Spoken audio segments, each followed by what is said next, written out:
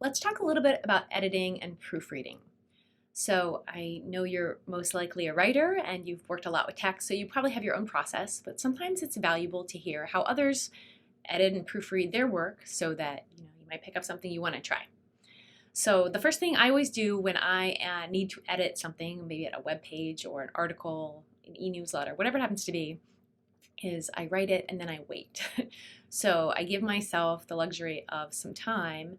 Obviously, this wouldn't work if you're doing some crisis communication, but for most things, you can wait a day and then come back to the writing because I will definitely find things I want to change and typos the day after my eyes have had a little bit of rest. I also encourage you to find that time of the day where you are best at detailed work. For me, that is first thing in the morning, from like 8 to 10 a.m. If you give me something to look at 4 p.m., I will be terrible. I can't don't give me math at that time. So, you, and if you don't, you need to figure out like when can I do really detailed work, and that is the time to check for typos and that sort of thing. Another thing I want you to do, and I feel bad for saying this for the trees, I do want you to print it out because printing out makes a big difference.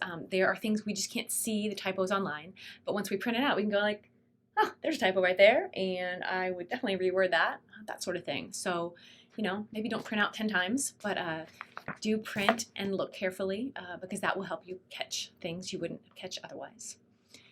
Another thing I do is I read it out loud. So after I print it out, I will read whatever I wrote out loud, and I'll see if there's any sentences I tend to stumble on.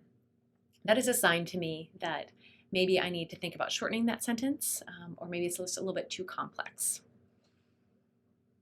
Another thing I like to do is pass it to a colleague. So if you are solo in an organization, that can be hard. You can sometimes find somebody outside of your organization who might be willing to trade with you. If you look at their articles, they'll look at yours, that sort of thing.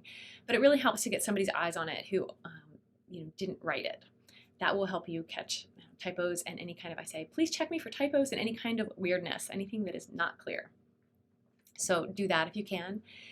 And then lastly, after it actually launches, you want to check for typos again, because I promise you there still might be a few in there.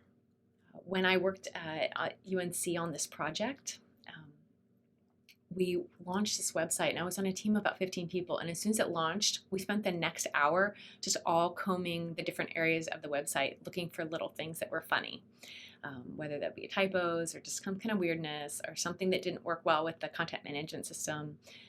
And that was like part of the process of launch. So then we celebrated, but first we checked for typos.